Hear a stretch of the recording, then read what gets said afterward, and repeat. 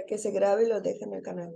Bueno, vamos entonces a trabajar esta regla que en este libro de cómo ganar amigos de este señor Dale Carnegie, me gusta porque fíjense que este libro está así como que enfocado a tener paz interna, paz externa con los demás, no estar peleando, evitar, ahora sí que estar peleando con el prójimo, tener éxito, ¿ok? Entonces, la regla de la vez pasada, que fue el lunes, fue la regla 1, la única forma de salir ganando en una discusión es evitándola.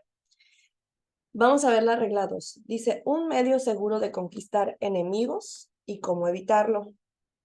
Cuando Theodore Roosevelt estaba en la Casa Blanca, confesó que si podía tener razón en el 75% de los casos, llegaría a la mayor satisfacción de sus esperanzas.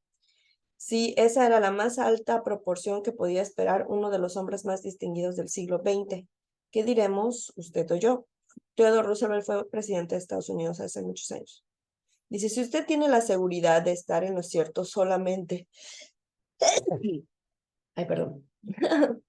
Si usted tiene la seguridad de estar en lo cierto solamente el 55% de las veces, ya puede ir a Wall Street, ganar $1 millón por día, comprarse un yate, casarse con una corista. Si no puede estar seguro de hallarse en lo cierto ni siquiera el 55% de las veces, ¿por qué ha de decir a los demás que están equivocados? Buena pregunta. Vamos a subrayarlo, me gusta. Porque muchas veces no tenemos la certeza de las cosas, sino que lo que tenemos es la seguridad de cómo entendemos las cosas. No tenemos la certeza, sino la seguridad. La certeza es más como científica y la seguridad es y lo que acabo de decir, ¿cómo es? No tenemos la certeza es como científico y la seguridad es como lo que creemos, ¿no? Y a veces hay cosas que creemos que no todos tienen que creer así y entonces ahí andamos discutiendo y peleando nuestro punto cuando en realidad tenemos la seguridad de que así lo entendemos, pero no tenemos la certeza de que todo el mundo tenga que entender las cosas así. Entonces, como por ejemplo que hoy es miércoles. Tenemos la certeza de que hoy es miércoles. A veces ni siquiera tenemos la seguridad de que hoy es miércoles porque estamos tan ajetreados que no sabemos qué día es. Tenemos la certeza de que faltan 15 días para que acabe el mes, ya estamos a medio mes. Tenemos la seguridad de que podemos alcanzar todavía nuestras metas de mes.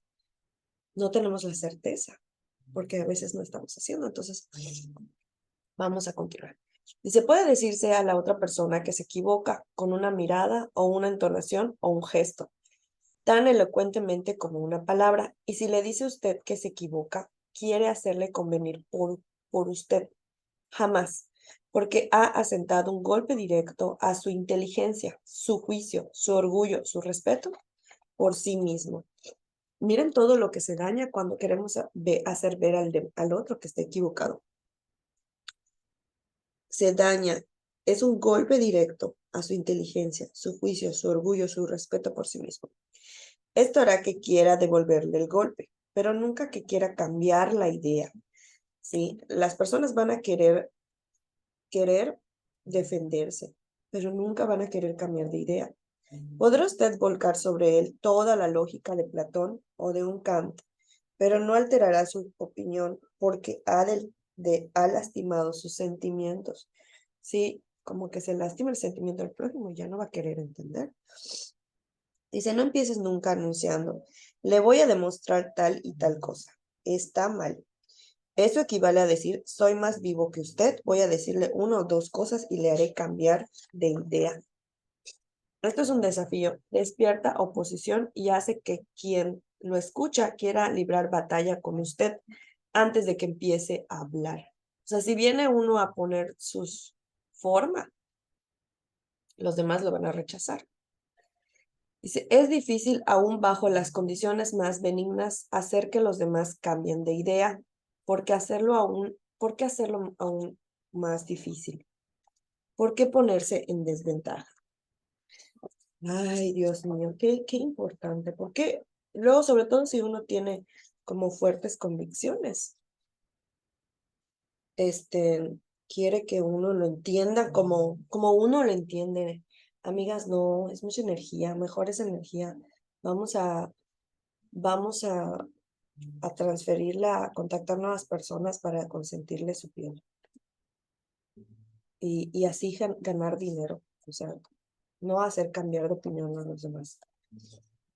Dice, es difícil aún bajo las condiciones más benignas hacer que los demás cambien de idea. ¿Por qué hacerlo aún más difícil? ¿Por qué ponerse en desventaja? Si va usted a demostrar algo que no lo sepa nadie, hágalo sutilmente con tal destreza que nadie piense que lo está haciendo. Así lo expresó Alexander Pope. Se ha de enseñar a los hombres como si no se les enseñara y proponerles cosas ignoradas como si fueran olvidadas. Hace más de 300 años, Galileo dijo, no se le puede enseñar nada a nadie, solo se puede ayudar a que lo encuentre dentro de sí.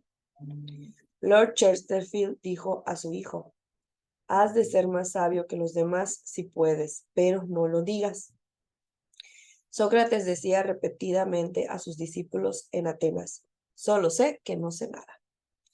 Bien, no puedo tener ya la esperanza de ser más inteligente que Sócrates, por lo tanto, he dejado de decir a los demás que se equivocan y compruebo que rinde beneficios. Si alguien hace una afirmación que a juicio de usted está errada, si aun cuando usted que sepa que usted que está errado, es mucho mejor empezar diciendo, bien, escuche, yo pienso de otro modo, pero quizá me equivoco. Me equivoco con tanta frecuencia que y si me equivoco quiero corregir mi error. Examinemos los hechos. Es como que ya dices que estás equivocado desde el principio. Entonces, bueno, pues como que le aceptas su punto, pero le dices, bueno, vamos a ver los hechos. Dice, hay algo de mágico, positivamente mágico, en frases como esas, donde dices, quizá me equivoco con tanta frecuencia. Nadie en el mundo o fuera de él observará nada si usted dice, quizá me equivoque. Examinemos los hechos. Uno de los miembros de nuestras clases usaba este método para tratar con sus clientes. Era Harold Rinke, concesionario de una empresa Dodge en Billing, Montana. Nos contó que las presiones del negocio de venta de automóviles lo habían llevado a desplegar una dureza inusual al enfrentarse con las quejas de sus clientes. Esto provocaba discusiones, pérdida de negocios y un malestar generalizado. Le contó a la clase en la que se hallaba. Cuando llegué a reconocer que esta actitud me estaba llevando a la quiebra, probé una táctica distinta. Empecé a decir, en nuestra agencia hemos cometido tantos errores que con frecuencia me siento avergonzado. Es posible que nos hayamos equivocado en su caso. Dígame, ¿cómo fue? Sí, como que esa parte de, dígame, ¿cómo fue? Así como que, a ver, vamos a empezar a escuchar.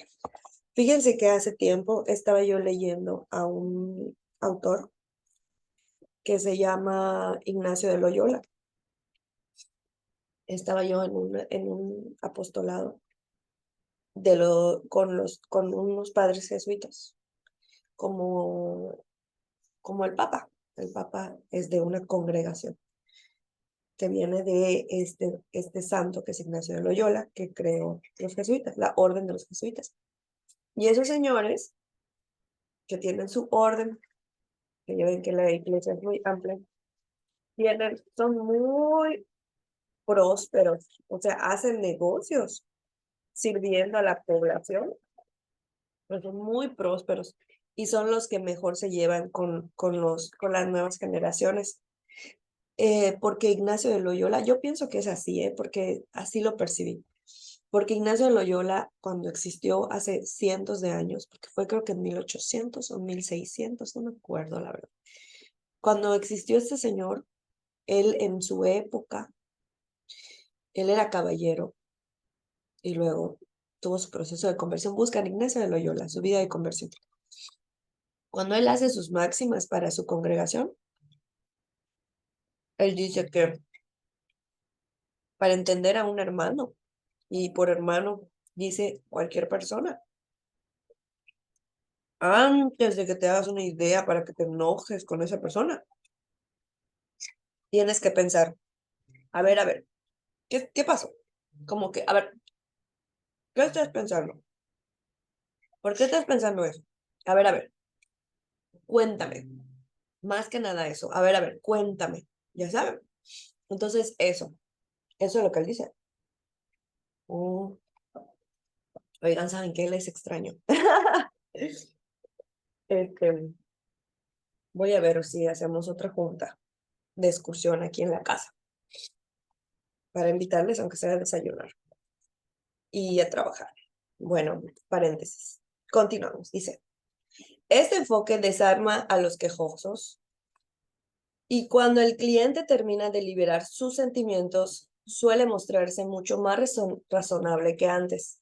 Ajá, porque cuando le preguntas a la persona, a ver, ¿qué está pasando? Cuénteme. Y se libera sus sentimientos y suele mostrarse más razonable que antes. Libera sus sentimientos. Dice, de hecho, muchos clientes me han agradecido por mi comprensión y dos de ellos incluso han traído amigos a comprar autos a mi agencia. En este mercado tan competitivo necesitamos siempre más de este tipo de clientes. Y creo que mostrando respeto por las opiniones de todos los clientes y tratándolos con diplomacia y cortesía, podré ponerme a la cabeza de la competencia. Oh, vamos a ver. Pues nosotras estamos en un mercado muy competitivo, el de la belleza, que sabemos que tenemos el mejor producto, pero también pasa que hay de repente tipo de clientes extraños y quieren como no sé, no les gusta algo. Nosotros tenemos la garantía de satisfacción, entonces le cambiamos, su dinero nunca pierde. Entonces, mostrar respeto por sus opiniones y tratándolos con diplomacia y cortesía, le funciona a este señor. Dice, jamás se verá en aprietos por admitir que quizás se equivoque. Óiganlo, chicas, vamos a escucharlo. Me lo voy a decir a mi mamá. Jamás se verán aprietos por admitir que quizás se equivoque. Eso detendrá todas las discusiones y dará a la otra persona el deseo de ser tan justo y ecuánime como usted. Le hará admitir que también él puede equivocarse. Si usted sabe positivamente que la otra persona se equivoca y se lo dice usted redundantemente, ¿qué, qué ocurre? Todos tenemos un ejemplo en específico. Dice, el señor joven abogado de Nueva York debatió un caso muy importante hace poco ante la Suprema Corte de Justicia de los Estados Unidos. Del proceso dependía la posesión de una vasta suma de dinero y también la dilucidación de una importante deuda legal. Durante el debate, uno de los ministros de la Corte dijo, el señor S., el Estatuto de Limitaciones en Derecho Marítimo es de 6 años, ¿verdad? El señor S. se detuvo, miró al ministro por un momento y contestó después rotundamente. Usía, no hay estatuto, no, señoría, no hay estatuto de limitaciones en derecho marítimo. Se hizo silencio en la sala de tribunal. Decía el señor S. al narrar este episodio ante una de nuestras clases, y pareció que la temperatura ambiente había bajado a cero. Yo tenía razón, el ministro de la corte estaba equivocado. Y yo se lo señalé, pero lo bienquisté conmigo, no. Sigo creyendo que en aquel caso el derecho estaba de mi parte, y sé que defendí mi caso como jamás lo he hecho, pero no conseguí persuadir al tribunal. Cometí el enorme error de decir a un hombre famoso y muy culto que se equivocaba. Pocas personas son lógicas, casi todos tenemos prejuicios e ideas preconcebidas, casi todos nos hallamos sesgados por ideas, por los celos, sospechas, temores, envidia y orgullo. Hoy sí, cierto, todos estamos pasando luchas. Dice, en su mayoría las personas no quieren cambiar de idea acerca de su religión o su corte de cabello, o el comunismo, o su astro de cine favorito. De manera que si usted suele decir a los demás que se equivocan, sírvase leer el siguiente párrafo todas las mañanas antes del desayuno. Es del ilustrativo libro La mente en proceso del profesor James Harvey Robinson. Escuchemos. Dice, a veces notamos que vamos cambiando de idea sin resistencia alguna, sin emociones fuertes, pero si se nos dice que nos equivocamos, nos enoja la imputación y endurecemos el corazón. Somos increíblemente incautos en la formación de nuestras creencias, pero nos vemos llenos de una ilícita pasión por ellas cuando alguien se propone privarnos de su compañía. Es evidente que lo que nos resulta caro no son las ideas mismas, sino nuestra estima personal que se ve amenazada. Esa palabrita, mí, es la más importante en los asuntos humanos, y el comienzo de la sabiduría consiste en advertir todo su valor. Tiene la misma fuerza siempre, que se aplique a mi comida, mi perro o mi casa o a mi padre, mi patria y mi Dios. No solamente nos irrita la imputación de que nuestro reloj funciona mal o nuestro coche ya es viejo, sino también la que puede someterse a revisión nuestro concepto de los canales de Marte, de la pronunciación del epítecto, del valor medicinal del salicitato o de la fecha en que vivió Sargón primero. Nos gusta seguir creyendo en lo que hemos llegado a aceptar como exacto, lo que estábamos platicando hace rato. Nos gusta seguir creyendo en lo que hemos llegado a aceptar como exacto. Y el resentimiento que se despierta cuando alguien expresa duda acerca de cualquiera de nuestras presunciones nos lleva a buscar toda suerte de excusas para aferrarnos a ella. El resultado es que la mayor parte de lo que llamamos razonamiento consiste en encontrar argumentos para seguir creyendo lo que ya creemos. O sea, motivos para seguir en el mismo pensamiento y no todos están listos para evolucionarlo. Vamos a ver. Comparte, Charito, dice, con una persona de trabajo quería dar mi punto de vista y darle consejos para que no hable mal de los demás y hablar mal de su trabajo. Sí, es que a veces, o sea, hay gente que no quiere escuchar, Charito, así pasa. Y todos nos hemos visto, ¿no? A veces tú como ya lees o escuchas cosas, como nosotras ya estamos como en este canal de estar aprendiendo. Bienvenida, Mari, qué bonita. Ya estamos en este canal, o sea, como que como escuchamos que dicen los autores, o sea, no quieren ni pensar, no quieren ni pensar. Sí, se ofenden. ¿Y sabes qué? Felicidades por controlar tu temperamento y no dar pauta, porque enseguida puede uno ya como sensibilizar quién está abierto a escuchar y quién no. Estaba yo en este viernes que fui a la capacitación del crecimiento sostenido y venía yo en el carro con una directora y le estaba yo comentando algunos retos que he tenido y me dijo, mira, no sé si lo que te voy a decir te vaya a caer mal y yo te vaya a caer mal, pero estás haciendo mal esto y lo otro. Yo a esa señora le respeto mucho y como quiero llegar a su nivel, porque tiene un nivel más alto pues de cheque, va, ella gana más que yo y su gente crece mucho. Entonces, yo le admiré eso y entonces lo que me dijo tiene verdad. Y le dije, no me cae mal que me corrijan para ser mejor y menos que venga de alguien que admiro. Y le digo, cuando sientas que necesitas decirme, dímelo así, así como hoy me dijiste. Le dije, al contrario, te lo agradezco. O sea, yo de verdad, sinceramente, sentí que me abrió la pauta para decir, tiene razón, o sea, esto se hace mal, pero porque le admiro, ¿no? A lo mejor si no le admirara o no la conociera, tal vez no lo hubiera aceptado, no lo sé, pero me cayó muy bien su crítica, ¿no?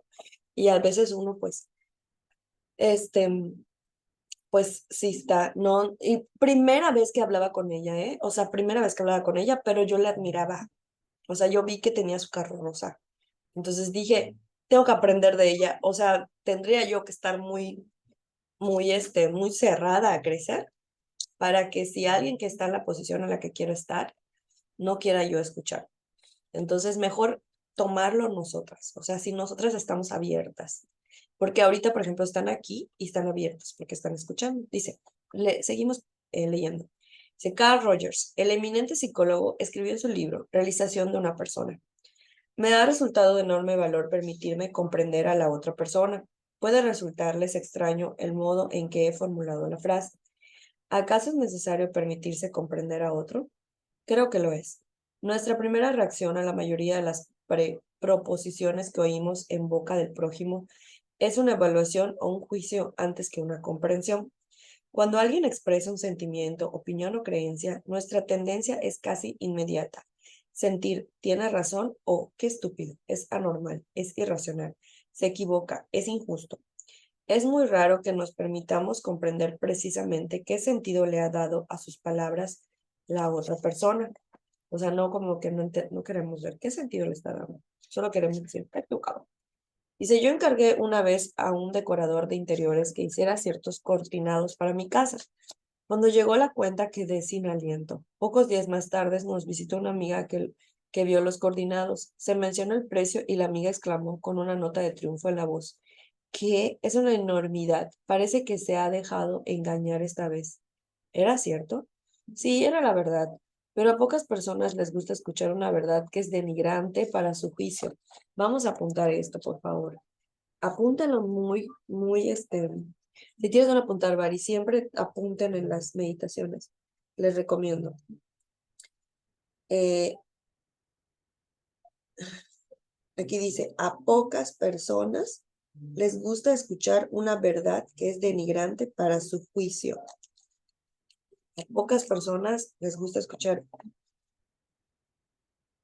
una verdad que es denigrante para su juicio. Por ser humano, dice, por ser humano traté de defenderme. Señalé que lo mejor es con el tiempo lo más barato, que no se encuentra buena calidad y gusto artístico a precios de liquidación y así por el estilo.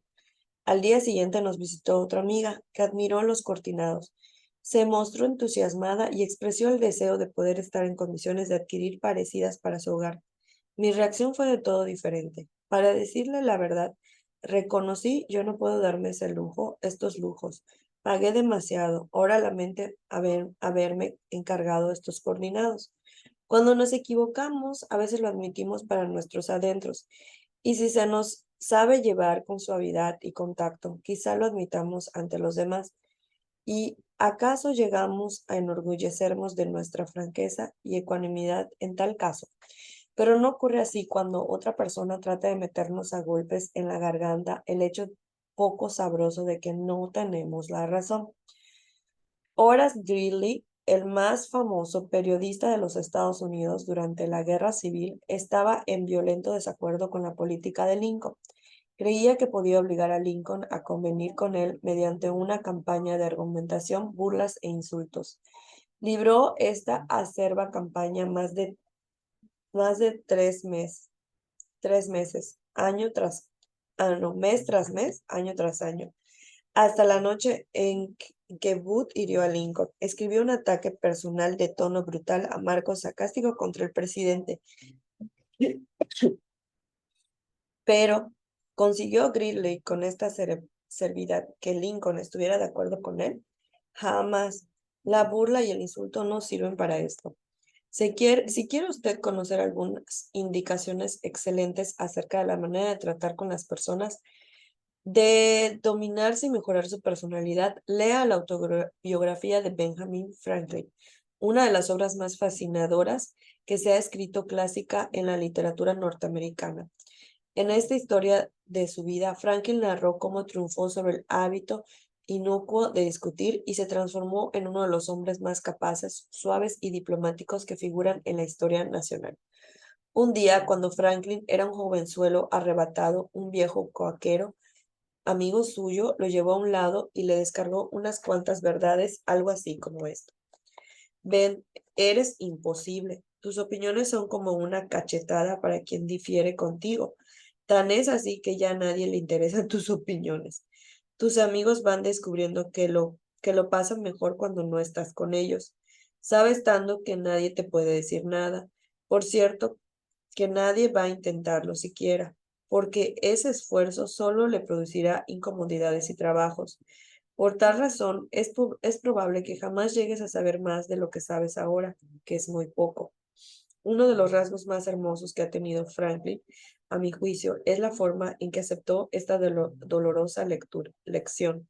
Tenía ya edad suficiente y suficiente cordura para comprender que era exacta, que si seguía como hasta entonces solo podría llegar al fracaso y a la catástrofe social.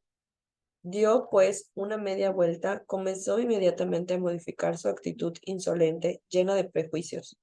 Dice, adopté la regla, refiere Franklin a su biografía, de eludir toda contradicción directa a los sentimientos de los demás y toda afirmación positiva de los míos. Hasta me prohibí el empleo de aquellas palabras o expresiones que significan una opinión fija, como, por cierto, indudablemente, y adopté en lugar de ellas el creo, entiendo o imagino que una cosa es así o así me parece por el momento. Vamos a usar estos nuevos prefijos, que es el creo, entiendo, imagino, así me parece por el momento. En lugar de tienes que, es que, no es. Bueno, ahorita entiendo. Vamos a ver qué dice. Cuando otra persona aseguraba algo que a mi juicio era un error, yo me negaba el placer de contradecirle abiertamente y de demostrar enseguida algún absurdo en sus palabras. Y al responder comenzaba observando que en ciertos casos o circunstancias, sí se queda grabado, chicas. Yo lo subo al YouTube cuando acabemos. Dice, de hecho debe de acabar en 10 minutos porque tenemos una situación con el Zoom. Sí, se desconecta, se vuelven a conectar en el mismo link.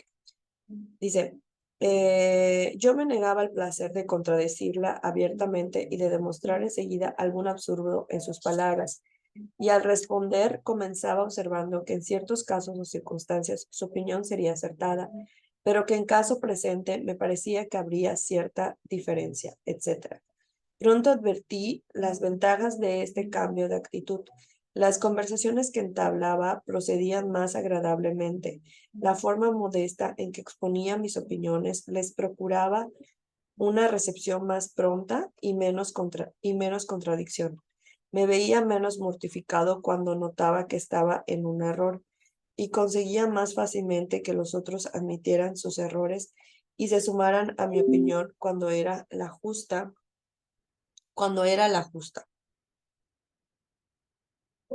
Y esta manera de actuar que al principio empleé con cierta violencia en cuanto a las inclinaciones naturales, se hizo con el tiempo tan fácil y fue tan habitual que acaso en los últimos 50 años nadie ha escuchado de mis labios una expresión dogmática y esta costumbre, después de mi carácter de integridad, considero se debe principalmente el hecho de que tuve tanto peso ante mis conciudadanos cuando propuse nuevas instituciones o alteraciones en las antiguas y tanta influencia en los consejos públicos cuando fui miembro de ellos, porque yo era un mal orador, jamás elocuente, sujeto a mucha vacilación en mi elección de las palabras, incorrecto en el idioma y sin embargo generalmente hice valer mis opiniones.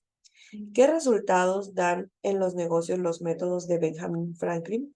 Veamos dos ejemplos. Catherine A. Allred de Kingston, Monster, Carolina del Norte, es supervisora de ingeniería industrial en una fábrica textil. Le contó a una de nuestras clases cómo manejó un problema delicado antes y después de seguir nuestro curso.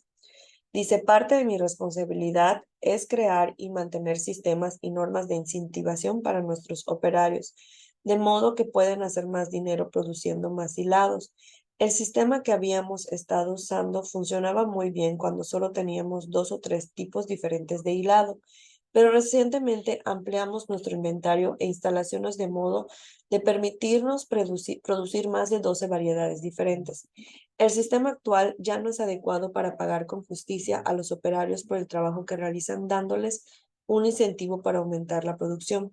Yo había ideado un sistema nuevo que nos permitiera pagarle al operario por la clase de hilado que estuviese produciendo en cada momento. Con mi nuevo sistema en la mano, entré a una reunión de directorio decidida a probar que mi idea era la más adecuada. Les expliqué en detalle en qué se habían equivocado y les mostré los injustos que habían sido, y les dije que yo tenía todas las respuestas que necesitaban. Para decirlo suavemente, fracasé miserablemente. Me había afanado tanto en defender mi nuevo sistema que no les había dado la oportunidad de admitir decorosamente que el viejo sistema ya no les servía. La cuestión quedó congelada. Después de varias clases en este curso comprendí muy bien dónde había estado mi error. Pedí otra reunión y esta vez les pregunté dónde creían que tenían problemas. Discutimos cada punto y les pedí sus opiniones sobre los mejores modos de proceder. ¿Sí? Como con unas pocas sugerencias lanzadas aquí y allá, dejé que ellos mismos presentaran mi sistema. Al final de la reunión, cuando lo expuse, lo aceptaron con entusiasmo. Ahora estoy convencida de que no puede lograrse nada bueno y sí puede hacerse mucho daño si uno le dice directamente a una persona que está equivocada. Solo se consigue despojar a esa persona de su autodignidad y uno queda como entrometido. Tenemos otro ejemplo y recordemos que estos casos son típicos de las experiencias de miles de personas. R. B. Cromwell es vendedor en una gran empresa maderera de Nueva York. Cromwell admite que durante años estuvo diciendo que se equivocaban a muchos experimentados inspectores de madera y había ganado las discusiones, pero sin ningún beneficio, porque estos inspectores, dijo el señor Cromwell, son como hábitos de fútbol. Una vez que llegan a una decisión, no la cambian más. El señor Cromwell comprobó que su empresa perdía mucho dinero gracias a las discusiones que él ganaba, de modo que mientras seguía uno de mis cursos, resolvió cambiar de táctica y renunciar a las discusiones. ¿Con qué resultados? Veamos el relato que hizo ante sus compañeros de clase. Una mañana sonó el teléfono de mi oficina. Un hombre acalorado e iracundo procedió a informarme que un camión de madera que habíamos enviado a su fábrica era completamente insatisfactorio. Su firma había dejado de descargarlo y solicitaba que dispusiéramos inmediatamente lo necesario para retirar la mercadería de su corralón. Después de descargada aproximadamente la cuarta parte del envío, el inspector de la empresa informaba que la madera estaba en un 55% por debajo de la calidad normal. En esas circunstancias, la casa se negaba a aceptar el cargamento. Salí inmediatamente para la fábrica y en el camino pensé en la mejor manera de resolver la situación. En esas circunstancias yo había recordado ordinariamente las reglas sobre la calidad de la madera y procurado como resultado de mi experiencia y mis conocimientos como inspector de maderas convencer al otro inspector de que la madera era de la calidad requerida y que él interpretaba erróneamente las reglas de inspección. Pero en cambio me decidí a aplicar los principios aprendidos en estos cursos. Cuando llegué a la fábrica encontré al comprador y al inspector de muy mal talante dispuestos a discutir y pelear.